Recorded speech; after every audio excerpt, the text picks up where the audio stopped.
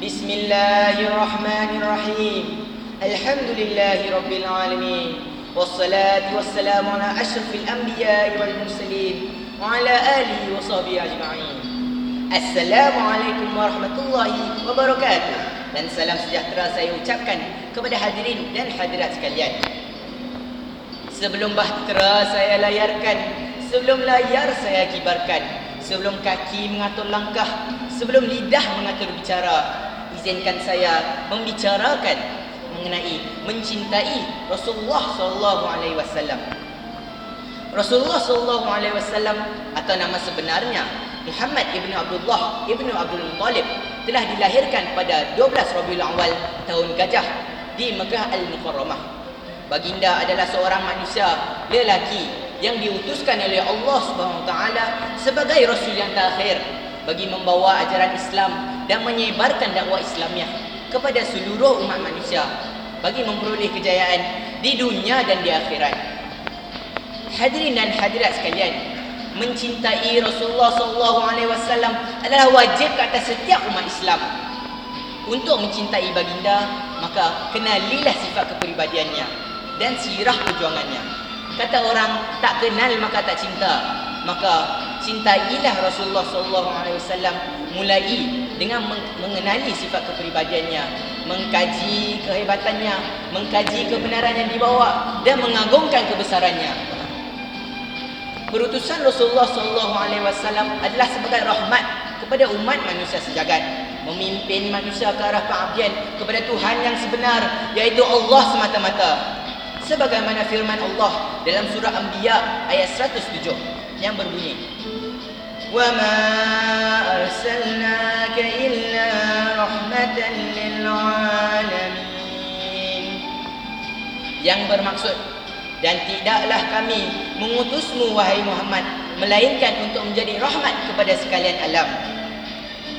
Rasulullah SAW adalah pilihan atas Rasul pilihan, pilihan atas pilihan atas Rasul akhir zaman. Membawa Al-Quran dari Tuhan untuk panduan umat kemudian. Hatinya bersih, sabarnya kuat, berbagai-bagai rintangan, bermacam-macam cabaran. Hatinya dengan Tuhan tidak pernah putus hubungan. Akhlaknya bak guna purnama, tidak ada tandingannya, tidak ada bandingannya di seluruh dunia. Seorang sastrawan Inggeris pernah mengungkapkan kisah Nabi Muhammad dalam sajaknya yang berbunyi, Rasulullah, the most perfect human being, the person to look up to amongst all humans. Let us make him the role model for all human beings. If he's made into our role model, then there will emerge love and affection, harmonious existence within coherence. Hadirin dan hadirat yang dirahmati Allah sekalian, pernahkah kita terfikir mengapa kita terlalu berkira untuk mencintai baginda, sedangkan baginda amat mencintai kita semua? Ini terbukti apabila kita renungkan semula peristiwa saat-saat sebelum kewafatan baginda. Ketika mana Rasulullah SAW sebelum saat kematiannya, baginda merasakan sakit sakaratul maut yang amat pedih, sehingga malaikat Jibril alaihissalam yang pada ketika itu melihat wajah Rasulullah berpaling muka kerana tidak sanggup melihat wajah baginda. Lalu baginda berkata kepada Jibril, "Wahai Jibril, adakah engkau tidak mahu melihat aku?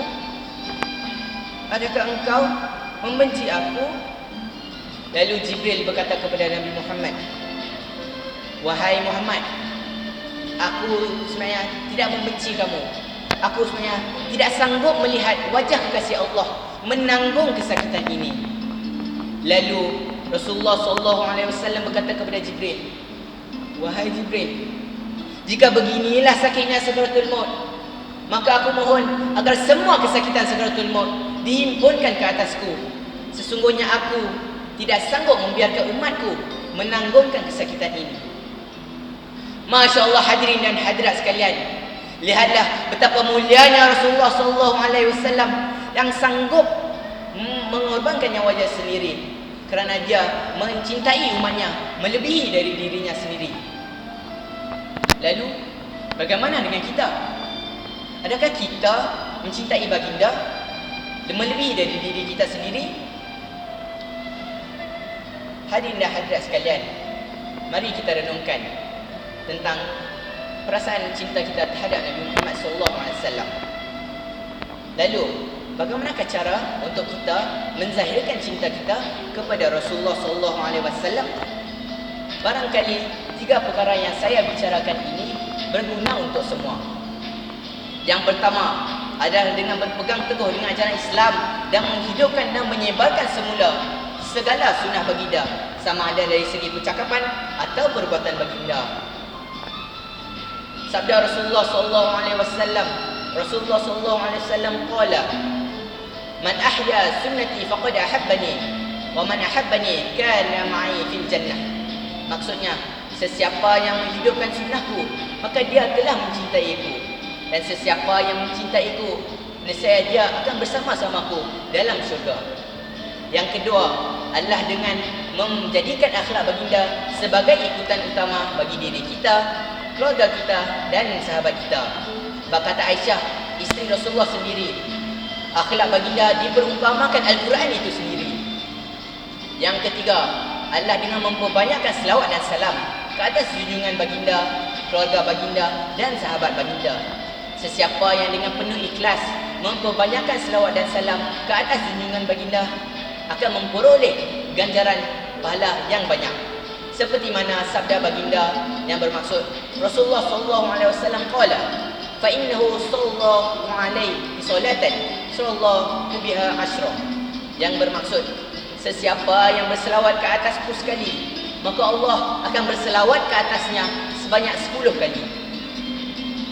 Akhir sekali, mari kita renungkan, kenapa didamba teman seistimewa Khadijah kalau diri tak sesempurna Rasulullah? Kalau diri sezalim Fir'aun, mana mungkin menjadi pemimpin seadil Rasulullah SAW? Tidak guna ada mata kalau tidak tahu melihat, tidak guna ada hati kalau tidak tahu menilai. Sekian sahaja daripada saya. Wabillahi taufiq wa hidayah. Wassalamualaikum warahmatullahi wabarakatuh.